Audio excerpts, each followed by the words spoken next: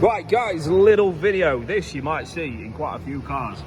You've got in your fuel cap, there's a little drain hole just there, if you can see it. And what happens is it gets blocked with all the stuff that falls into your fuel housing.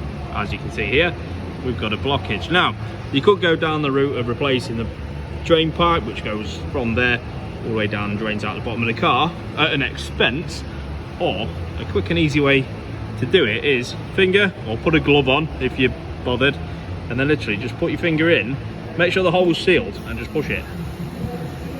Like so. And your finger being in there will unblock it. Sometimes if it's right bad, you need to do it a couple of times. Like so. There you go. Easy as that. Drain's unblocked. What I'm going to do off camera is just clean that out so it don't block up again. But how easy is that? And it just comes out the bottom of the car, look. Doing exactly what it should do, and it's cost you absolutely nothing to do it. So there we go guys, just a little short on a fuel flap drain. Thank you and stay safe.